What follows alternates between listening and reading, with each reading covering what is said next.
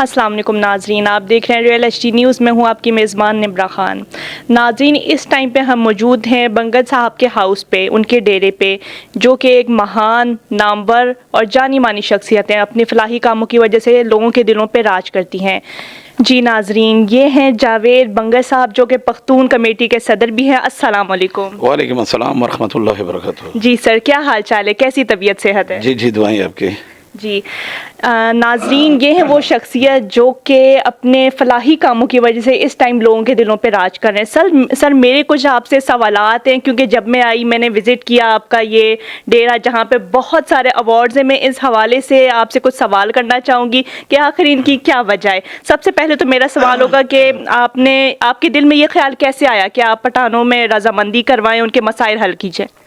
بسم اللہ الرحمن الرحیم، نحمدہ و نصلی علی رسولہ الکریم۔ پہلے تو میں آپ کے چینل کا شکر گزار ہوں کہ تشریف لائیں۔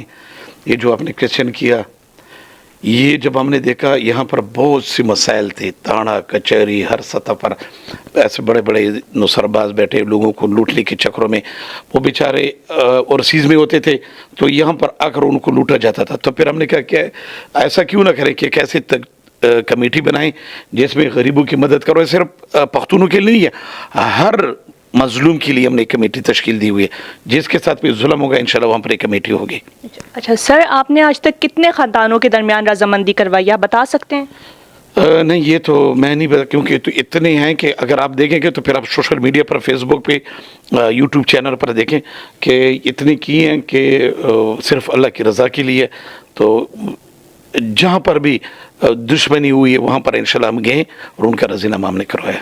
اچھا سر، کیا آپ کے اس اقدامات میں لوگوں کے اس پہ کیا تاثرات ہیں؟ کیا لوگ آپ کا ساتھ دے رہے ہیں، تعاون کر رہے ہیں کہ نہیں؟ کیوں نہیں کر رہے ہیں؟ ان کو تو آسانیاں پیدا ہوئی ہے، وہ تو کورٹ کچہریوں سے تنگ آ چکے ہیں، وہاں پر تو انصاف نہیں ملتا ہے۔ اب جا کے جدھر بھی تانا کچہری کورٹوں کسی ڈپارٹمنٹ میں جاتے ہیں لوگوں کو ذلت کا سامنا کرنا پڑتا ہے۔ یہاں پر تو یعنی ایک دن میں فیصلہ ہوتا ہے۔ آپ مجھے بتائیں کہ عدالتوں میں کتنا ٹائم لگتا ہے؟ وہاں تو ایوب علیہ السلام کا صبر چاہیے، سلیمان علیہ السلام کا خزانہ چاہیے، اور نوح علیہ السلام کی عمر چاہیے، تب آپ کا وہ سر کو پہنچے گا۔ یہاں پر تو آتے الحمدللہ ایسے طریقے سے ہوتے ہیں کہ لوگ خوش ہوتے ہیں تاکہ ہمارا کام ہی ادھر سے ہو جائے۔ اور میں تو اکثر یہ دیکھتا ہوں، میں نے اس دن ایک جج صاحب کو کہا کہ جج صاحب یہ بتائیں کہ جب آپ کے پاس کیس آتے ہیں آپ فیصلہ کیوں نہیں جلدی، اب طریقوں پہ طریق دیتے ہیں؟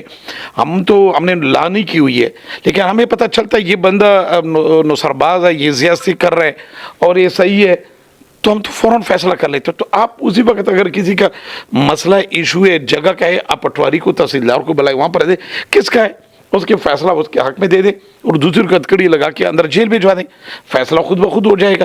لیکن آپ ان کو بھی طریقے دے رہے ہیں اور ان کو بھی، جو شریف بندہ ہے وہ بھی بیرے چکر لگا لگا کے تنگ آ جاتے ہیں، اپنی ہی پیسوں پہ اپنی جگہ پر اس ذلیل ہو رہے ہیں۔ تو لہٰذا ہم نے تو یہاں پر بیٹھے آسانیوں کے لیے، تاکہ کسی کے لیے آسانیاں ہو، کسی کے ساتھ فراڈ ہوا ہو، تو انشاءاللہ ہم اتنا جلدی فیصلے کرتے ہیں کہ الحمدللہ وہ دونوں فریقین کو قبول ہوتے ہیں، کیونکہ حق پر ہوتا ہے، جو دوسرا اس کو بھی پتہ ہے زیادتی نہیں، ہم نے اللہ اور اس کے رسول کے سامنے جو فیصلہ تو وہ کرتے ہیں۔ تو سر، کیا آپ اس میں پولیس افسران یا باقی افسران کا بھی ساتھ لیتے ہیں کہ نہیں؟ کیا ان سے مدد طلب کرتے ہیں کہ نہیں؟ نہیں، وہاں پر ضرورت ہی نہیں پڑتی ہے۔ اچھا، ہاں، ضرورت کی پڑے جب ہم کر رہے ہیں، وہ تو تب ہوتا ہے کہ ایک فریقین زوراور نہیں، ہمارے پاس الحمدللہ وسائل موجود ہے کہ ہم ان کے ساتھ فیصلہ کر سکتے ہیں۔ صحیح بات ہے، ٹھیک ہے۔ اچھا سر، میرا یہ سوال ہوگا کہ آخر کیا وجہ ہے کہ آپ سیاسی طرف نہیں آتے ہیں، یا ایسی بھی کوئی پولیٹکس سائڈ پہ آپ نہیں آنا چاہتے ہیں، ان کاموں میں نہیں آگے جانا چاہتے، کیا وجہ ہے؟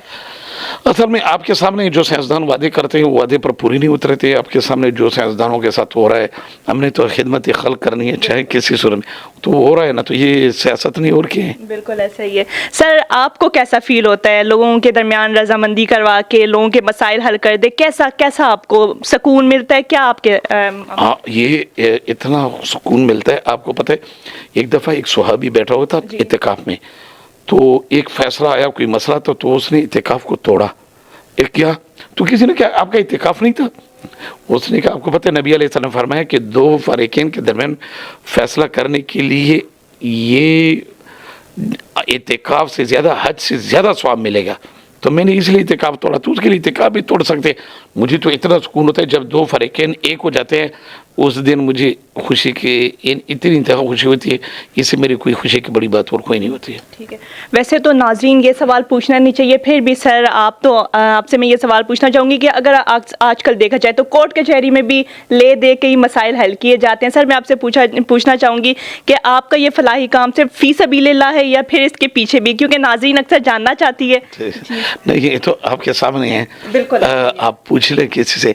हम तो हमारा अल्हम्दुलिल्लाह जेब से खर्च होते हैं, हमारे जो घर की जो बिजली इस्तेमाल हो रही है, इससे खाना ये तो घर से करते हैं। मुझे अगर वो लेंगे तो फिर स्वाब तो नहीं मिलेगा, फिर तो मसला ख़राब हो गया, तो हम बगैर फ़ी सबीलिल्लाह करते हैं जी। बिल्कुल, माशाल्लाह माशाल्लाह, सुभान अल्लाह, बहुत ज़्यादा अच्छी बात है। नाज़रीन हम आपको थोड़ी देर में दिखाएंगे, ये वीडियो हम लोग यहाँ से लेंगे इनके तमाम अवार्ड्स की जो इनके पास इस टाइम पे मौजूद हैं।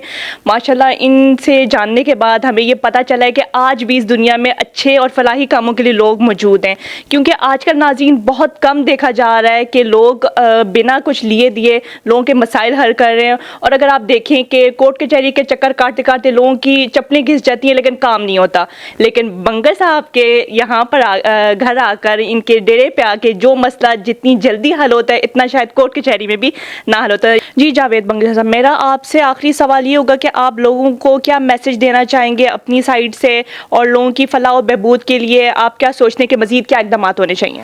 असल मेरा आखिरी मैसेज है कि अल्लाह ताला ने जो कामयाबी रखी वो दीन में रखी हुई है और मोहम्मद रसूल तरीके में रखी हुई है। आप यकीन करें, आपने बच्चों को दुनिया तालीम से पहले दीन सिखाए। जब दीन सिखाओगे तो दीन में अमन है। क्या है? आप दीन वाला इतना अमन है कि आपके बच्चे आपकी भी ताबेदार बनेंगे और माशरे की भी ताबेदार बनेंगे। अगर आपने उसको दुनियावी तालीम दे दी, वो दुनिया ही में रहेंगे और आखिरत के लिहाज से वो कुछ भी नहीं होंगे, क्योंकि उन्होंने सिर्फ दुनिया से किया है। वरना रिजल्ट, अगर किसी का बच्चा मालदार बना, ओहदेदार बना, जागीरदार में कभी खुशी न मनाए। अगर उसका बच्चा दीनदार बना तो खुशी मनाए, वरना आपको रिजल्ट आपके बुढ़ापे में देंगे, उसी वक्त देंगे। क्या आप ओल्ड हाउस चले जाए ना, वहाँ पर आपको किसी दीनदार बंदे का बाप नहीं मिलेगा, मौलवी का नहीं मिलेगा, कारी का, मुफ्ती का नहीं मिलेगा, तो ओहदेदारों का मिलेगा। मैं खुद गया हूँ, मैंने वहाँ पर पूछा किसकी माँ हो, सेक्रेटरी की माँ हो, किसके फलानी ऑफिसर की माँ हो, किसकी माँ बाप हो। बेटे मेरे अमेरिका में, उन्होंने मुझे छोड़ गए हैं। दीनदार बेटे कभी माँ बाप को नहीं छोड़ते और माशरे को कभी नहीं ख़राब करते। ख़राब करते दुनिया वाले ख़राब करते। इसलिए मैं कहता हूँ कि बच्चों को साथ साथ पहले दीन फिर दुनिया, दोनों दो साथ, लेकिन इंशाल्लाह फिर कामयाबी आपके पास और फिर माशरा भी बनेगा। माशरा दीन से बनता है, दुनिया से नहीं बनता। तो मेरा आखिरी मैसेज है कि अपने बच्चों को लाजमी दीन के ऊपर लाएं।